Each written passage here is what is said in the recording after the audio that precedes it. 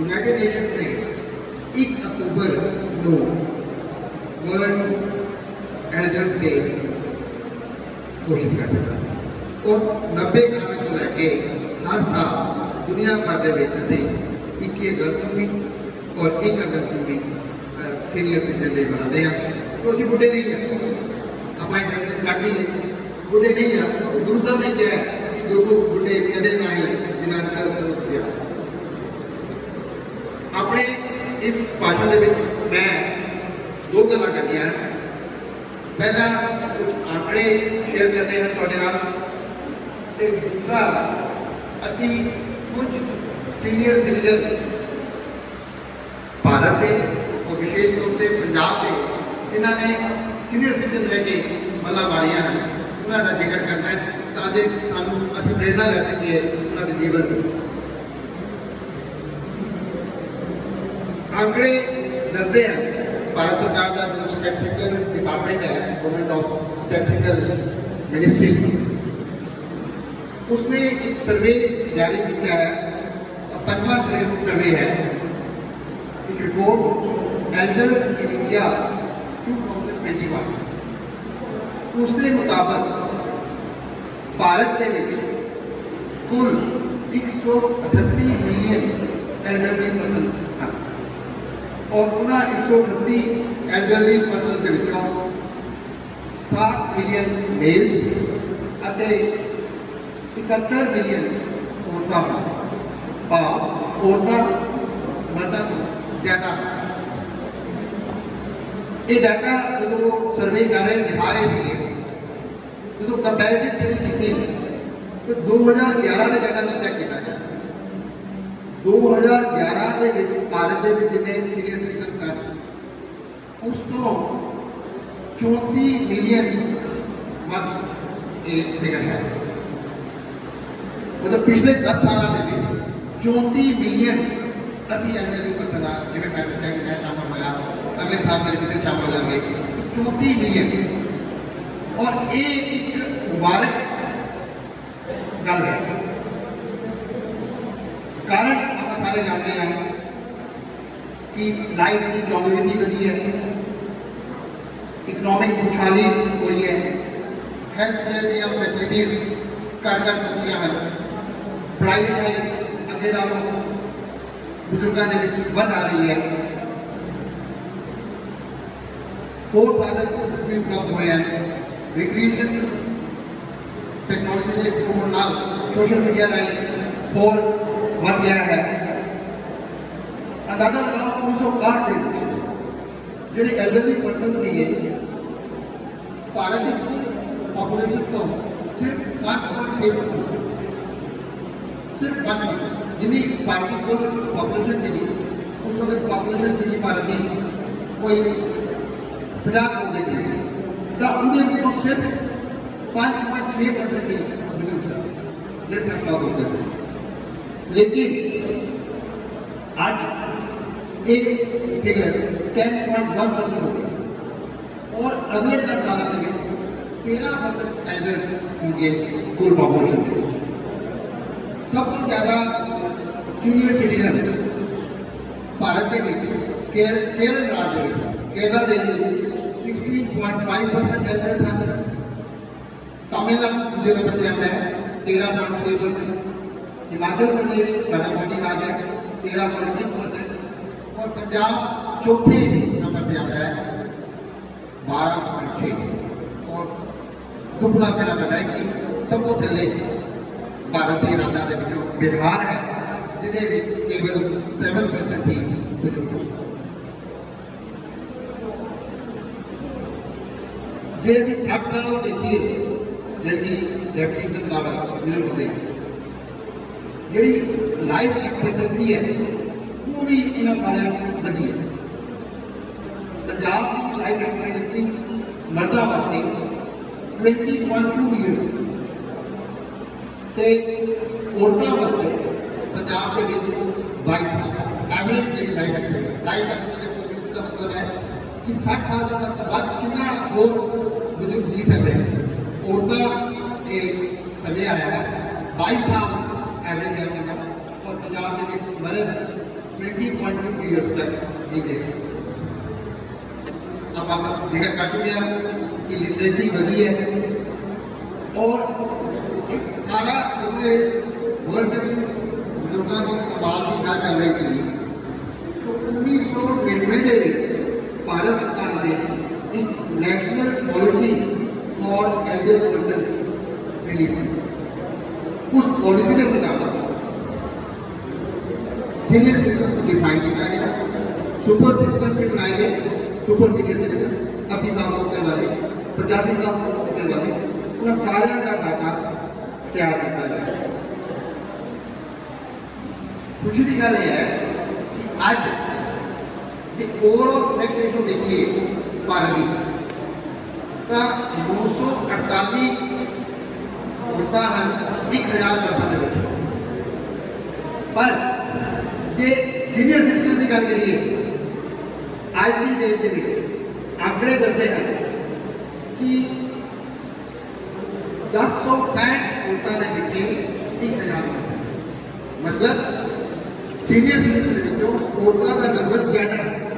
और मैंने दसने खुशी हो रही है ये नंबर वधिया क्यों है, क्योंकि भारत विच माता का संस्कार है।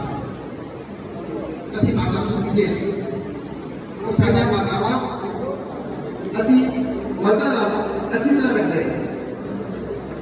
दूसरा गल, माता जिन्ना चेर पूरा हो सकिया अपने घर का काम कुछ कर दिया। अगर वो काम काज बाहर भी कर दिया तो घर का काम नहीं कर दिया, फिजिकली एक्टिव रहते हैं।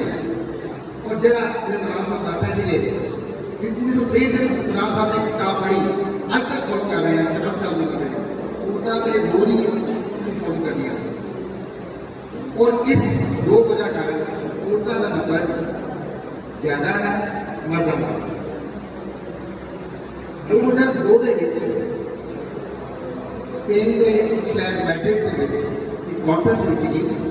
उत्थे Madrid international plan of action on ageing दसिया बनाया गया और उत्थे तय किया गया कि समाज के बुजुर्गों को भी पार्टिसिपेट कराया जाए डिसीजन मेकिंग के प्लानिंग बनाने के डेवलपमेंट मेकिंग के।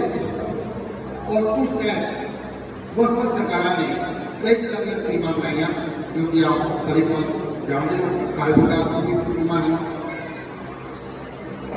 पर इन स्कीमों के अलावा कोकड़ा अजे भी जारी, जॉब एक्ट अजे भी है, मुश्किल अजे भी है। आर्थिक क्षेत्र के साड़ियाँ प्रॉब्लम वधिया, इकोनॉमिक प्रॉब्लम ज़्यादा दिखाई नहीं करते, कुछ जानते हैं। सब तो वह प्रॉब्लम है फिजियोलॉजिकल प्रॉब्लम जो डॉक्टर साहब तक है कुछ जानते हैं, याद नहीं रहता, शरीर शांति के बाद एनॉटी के चेंजेस आ जाते हैं। हाउसिंग रिलेटेड प्रॉब्लम्स क्या बार खाने को नहीं होता, सरकारी नौकरी करते हैं, क्वार्टर्स रह रहे हैं, पता ही चलता 60 साल तक हो गया, 50 साल तक हो गए, आगे नहीं है। क्राइम अगेंस्ट एज पर्सन बढ़ रहे हैं, लोग बुजुर्गों का नजायज फायदा उठा रहे हैं। कोई चेन होते ले गया जैसे नगर को, कश्मीर नगर को, कोई वैसे टिकट करके चला गया, मार्केट जब आया सजा 10,000 के 5,000 का ऐसे विश्वास कर गया और चीट करके चला गया। तो इस तरह के क्राइम को रोकने के लिए भारत सरकार ने maintenance and welfare of parents and senior citizen 2007 सरदार जगदीश सिंह बैठे हैं वो ज़्यादा जल्दी तरह दस हुए कि कानून ने सादा साथ देना शुरू कर दिया। क्योंकि पेरेंट्स मतलब पेरेंट्स जोड़े अपने गए बच्चे हैं वो 2007 में भारत सरकार ने एक्ट क्लियर कर दिया है कि बुजुर्ग की नूह एक बुजुर्ग का जवाई पूरी जेल में पहुंचाएगा। तो फादर लो मदर लो फादर हो मदर हो उसी पेरेंट की डेफिनेशन चाहते हो। अगर तुम्हारे घर बुजुर्ग करता है सेपरेट लॉ बना हुआ है पूरा। मैं विचार है सरकार ओल्ड एज होम बना रही है, पर मेरा विचार है कि नहीं, सानू ओल्ड एज होम्स नहीं चाहिए, सानू फैसिलिटीज चाहिए। उसकी जगह रिक्रिएशनल रूम बना देते हैं। जिथे असी सारे रल मिल के अपने दुख फरोल सकिए। एंटरटेनमेंट का साधन हो सवेरे आइए शामी 5 घंटे करते रहिए। मान सम्मान का दे एक कॉमिक पैकेज साढ़े वो होना चाहिए ना कि ओल्ड एज साडा मैंने याद है साढ़े गोपर शहर के मामी मुद्रा जी हमेशा क्या कहते थे कि मैं रिटायर होते बुजुर्गों की सेवा करती है। तो अभी तक 95 सालों तक मुद्रा जी की सेवा करते रहे। आज इतना होना चाहिए वो लैके असं चलिए ठीक है। भारत सरकार ने सहूलत दिया है, रेलवे कंसेशन है, प्रधानमंत्री जन आरोग्य योजना आयुष्मान भारत स्कीम के तहत जो कि 2018 चली हुई असी 5 लाख तक का इलाज मुफ्त करा सकते हैं। 3 दिन हॉस्पिटल से पहला तो 15 दिन हॉस्पिटल के असी फ्री इलाज करवा सकते हैं।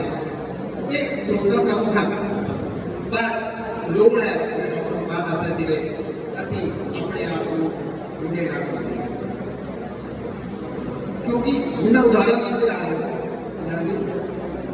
पंजाब की जो गल करिए मैं वो नाटी का हुक्म आया कि तुम बोलना है तो मैं अपनी पंजाब की धरती को सीनियर सिटीजन का नाम लग रहा था और बड़े सरकार के नाम जो नाम नजर आया 3 नाम पंजाब स्थिति को 3 नाम मौजूदा स्थिति को सामने रखने का मैं उम्मीद है कि इन्होंने रिजल्ट करके आप सारे प्रेरणा मिलेगी कि असी भी इन्होंने महापुरुषों को जी के आनंद माणी। सब तो पहला नाम जो मेरे जहन में आया वो धन गुरु अमरदास जी तीसरे पातशाह सतगुरु अमरदास जी जो कि कोई उनको अमूक लगता है दर दर भटकते हैं सारी जवानी को कारोबार के या वैष्णव भगत सब वैष्णवी रीति इन्होंने मुताबिक पूजा पाठ करते रहे पर आनंद नहीं आया। आनंद कदों आया जो गुरु का जुड़े बाणी लिखते हैं आनंद आनंद सबको है आनंद गुरु से जाने जो गुरु उन्होंने मिला आनंद आया और जानते कदों गुरु मिले जो सीनियर सिटीजन हो गए भाई कहना कि जो गुरुओं के बड़े उम्र तो छोटे ही सकते पर समाचार गुरु तक समझे और जो गुरुओं के जो सुनाए तो गुरु अमरदास जी की उम्र 73 साल की थी। तो एज ए सीनियर सिटीजन जो कारनामे गुरु अमरदास जी चुके हैं शायद ही कोई और हुआ है जिन्होंने निथावा कहते थे जिन्होंने निमाणा कहते थे वो निमाणिया का मान बन गया निथाविया का मान बन गया नियोगिया की रूप बन गया नियासिया का आस बन गया। क्यों उन्हें दिल नहीं छड़े हार नहीं बनी बुढ़े नहीं हुए ज्यादा 23 साल गुरियाई की और उस गुरियाई पीरियड के 907 शब्द गुरु ग्रंथ साहिब ने अंकित किए। गोलकोल साहब शहर सिक्खी का तुला बनाया वो औरत जाति लिए वुमेन को ऊपर चुकने लिए पर्दा से अगे आवाज उठाई सदी प्रथा भारत में सब तो पहला के आवाज उठाई तो गुरु अमरदास जी से और गुरु नानक के मिशन को फैलाने मिशनरी स्पिरिट पैदा की लोगों को जगाया 23 नदियां स्थापित की कि गुरु नानक का मिशन कर पहुंचाएगा। एक काम एक सीनियर सिटीजन गुरु अमरदास जी ने। दूसरा उदाहरण सीनियर सिटीजन का सिख हिस्ट्री देखते हुए मिलता है बाबा बुढ़ा जी 12 साल की अवस्था के पूरा पूरा करके लोग बनते थे तो गुरु नानक देव जी चरण आए तो उन्होंने बुरा को बुढ़ा बना दिया। भाई पिता जी जिन्होंने मान है 8 गुरु साहबान के दर्शन किए हैं 5वें गुरु के जो सुनाए उन्होंने सिक्खी की जिम्मेवारी ली।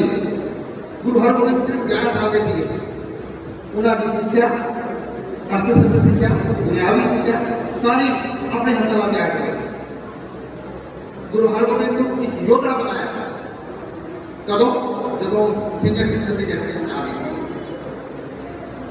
गुरु हरगोबिंद ਨੂੰ ਜਦੋਂ जहांगीर ने कैद कर लिया मारे के किले के अमृतसर को चल के ग्वालियर में उन्होंने मिलत गए और चौकी फटा शुरू की। गुरु ग्रंथ साहब की जो संपादना की गई गुरु अर्जन देव जी वालों पहला ग्रंथ छापे गए और जब 1631 बड़ी बेहद अवस्था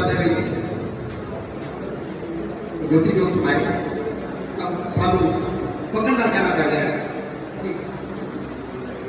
6वें गुरु हरगोबिंद उन्होंने अर्थी फकन का देख जैसे बाबा ठीक है उस यात्रा के शामिल से ये है क्या नाम है बाबा बुढ़ा जी के तीजी हस्ती हस्ते तो बहुत है पर समाज नहीं जा सकता। तीजी हस्ती शहीद बाबा दीप सिंह जी की मैं नाम लेता था। बाबा दीप सिंह का जन्म 1682 ਚ ਹੋਇਆ। 1699 ਦੇ ਵਿੱਚ ਅਨੰਦਪੁਰ ਸਾਹਿਬ ਆ ਕੇ ਜਦੋਂ ਵਿਸਾਖੀ ਦੇ ਕਮਰੇ ਚ ਲਾਇਆ ਗਿਆ ਉਹਨਾਂ ਨੇ ਵੀ ਅੰਮ੍ਰਿਤ ਛਕਿਆ। सिख तैयार हुए और एक महान फिलोसफर, महान स्कॉलर, महान योद्धा हुए जो बुजुर्ग हो गए। स्कॉलर इस करके उन्होंने मान हासिल है जो गुरु गोबिंद सिंह जी रीएडिट कर रहे थे गुरु ग्रंथ साहब में वो कलमा करते थे, कलम करते हुए थे। गुरु गोबिंद सिंह जी की सिक्ख्या द्वारा उन्होंने गुरमुखी सीखी, संस्कृत के वो ज्ञाता थे, पर्शियन उन्होंने आती थी, अरबिक जबान के वो माहिर से और मैंने टकसाल में टकसाल उसे ठीक करी और फिर काफी दिन हो गए सर जो तो पता चलिया कि काबुल को अहमद शाह अब्दाली ने भारत टैक्स कर दिता है। सोमनाथ के मंदिर टुट रहे हैं, साड़ियाँ धियां भैनों को गुलाम बना के वो काबुल लेके जा रहा था। बाबा दीप सिंह जी ने इकट्ठे होके कुरुक्षेत्र के मैदान के विच अब्दाली को रात के 12 बजे मिले सारा कानून जिसका वापस करवाया। बहु बेटियां जड़ियां स्लेव बना के ले जा रहा था उन्होंने बाइज्जत कर सारे पास में बताया।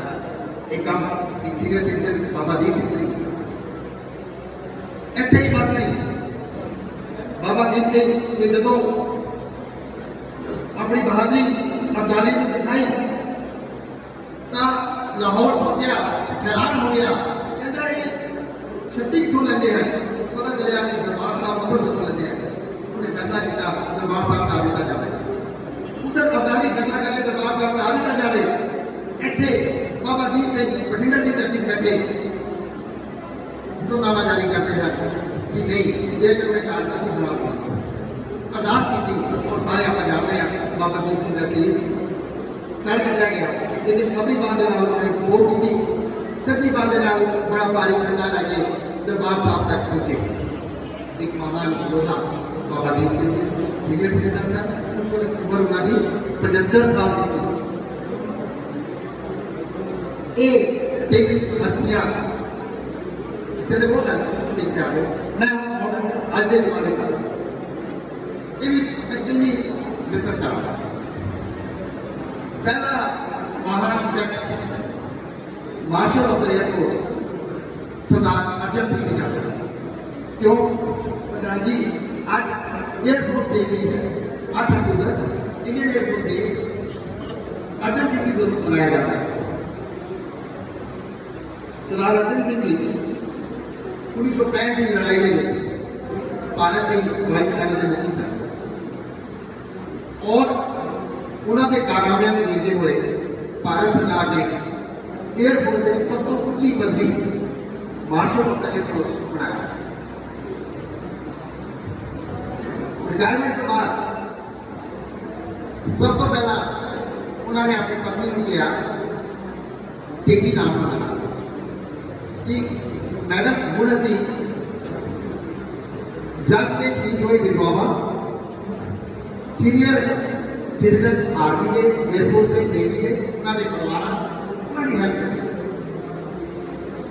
बच्चों को बुलाया कि मैंने ना रोको क्योंकि मैं तुम सब कुछ देखता हूँ। 2 बच्चे से ऑलरेडी अमेरिका सेटल से लेकिन अपने घर गई हुई सी हूँ लोड एंड स्मार्ट देख बच्चे कहने लगे पापा शायद उस दिन तुम ये कोर्स दे चुके हो उनकी चाहते हो आदम को देखो सारी जमीन बेच दी एक ट्रस्ट बनाया जो आज तक चल रहा है। उस वक्त 1 करोड़ की थी 1971 में और उस ट्रस्ट को जंगी विभाग जिन्हें ओल्ड एज पेशेंट्स हैं उन्होंने समस्यावां वो सारा खर्च उस ट्रस्ट को निकल रहा है। ये काम सरदार राजेंद्र सिंह भी कर सकते थे केवल पंजाब वास्ते नहीं किया पूरे भारत वास्ते एक मिसाल कायम की थी सरदार राजेंद्र सिंह की। दूसरी कारण मौजूदा समय की मेरे दिमाग में आ रही है साढ़े सरकारी हॉकी प्लेयर सरदार बलबीर सिंह जी दुश्मन ने बीमार डरदिया संगत को भी हॉकी खेलते सन 4 ओलंपिक्स के लिए 3 में गोल्ड मेडल लिया 1 में सिल्वर मेडल लिया। रिटायरमेंट के बाद हॉकी की टीम इंडिया की तैयार की मैनेजर बन के गए 1975 के जो वर्ल्ड कप अजीत वाली टीम ने जीता उसके मैनेजर सरदार बलबीर सिंह उसको कहते पंजाब के मुख्यमंत्री ज्ञानी जैल सिंह उन्होंने नकारिया सीगा फिर मैं चाहता कि जब मैं हॉकी खेलता सीगा उन्होंने ही हॉकी तैयार करावा तो उस वक्त मुख्यमंत्री ने गया बलबीर सिंह तैयार कराओ और 1975 के लिए उन्होंने मुड़ हॉकी को बहाल कराया पूरा जगह स्टेटस सीखा। सरदार बलबीर सिंह तो वर्ल्ड रिकॉर्ड को सुन के हैरान हो जाओगे। आज के मिनट में 1952 के एक मैच के नीदरलैंड के लिए भारत 6-1 गोल ने जीता और 6-1 गोल ਜਿਹੜੇ ਹੋਏ ਅੱਜ ਨੂੰ 6 ਗੋਲ ਹੋਏ ਉਹਦੇ ਵਿੱਚੋਂ 5 ਬਲਬੀਰ ਸਿੰਘ ਦੇ ਸੀ। ਇਹ ਰਿਕਾਰਡ ਕਿਸੇ ਦਾ ਕੋਈ ਹੋਰ ਨਹੀਂ ਕਰ ਸਕਦਾ ਸਰਦਾਰ ਬਲਬੀਰ ਸਿੰਘ ਪ੍ਰਣਾਮ ਹੈ ਉਹਨਾਂ ਸੀਨੀਅਰ ਸਿਟੀਜ਼ਨਸ ਜਿਹੜੇ ਸਾਡੇ ਲਈ ਪ੍ਰੇਰਨਾ ਸਰੋਤ ਬਣੇ ਸਿਰਫ ਇੱਕ ਸ਼ਖਸੀਅਤ ਦਾ ਬਹੁਤ ਯਾਦ ਕਰਨਾ ਚਾਹਾਂਗਾ ਅੱਜ ਦੇ ਵਿੱਚ ਪਹਿਲਾ ਮੈਂ ਦੱਸਿਆ ਕ੍ਰਿਕਟ ਵਿੱਚੋਂ ਅਰਜਨ ਸਿੰਘ ਜੀ दूसरा खिडारियों के सरदार बलबीर सिंह जी और तीसरा साइंस के खेत्र के फिजिक्स के अध्यापक सरदार डॉक्टर नरेंद्र सिंह जी कप्पानी 1926 के मोगा की धरती से पैदा होते हैं उत्थे ही बड़े होते BSc MSc करने के बाद और रिसर्च करने लिए कैलिफोर्निया अमेरिका चले जाते ਸਾਡੇ ਜਿੰਨੇ ਬੱਚੇ ਮੈਨੂੰ ਨਹੀਂ ਲੱਗਦਾ ਤੁਸੀਂ ਕਪਾਨੀ ਜੀ ਦਾ ਨਾਮ ਸੁਣਿਆ ਹੋਵੇਗਾ। ਸਰਦਾਰ ਨਰਿੰਦਰ ਸਿੰਘ ਕਪਾਨੀ ਨੂੰ ਫਾਦਰ ਆਫ ਫਾਈਬਰ ਆਪਟਿਕਸ ਕਿਹਾ ਜਾਂਦਾ ਵਰਲਡ ਦਾ ਫਾਈਬਰ ਆਪਟਿਕਸ ਦਾ ਜਨਮਦਾਤਾ सरदार नरेंद्र सिंह कप्पानी और एक मैगजीन है फॉर्च्यून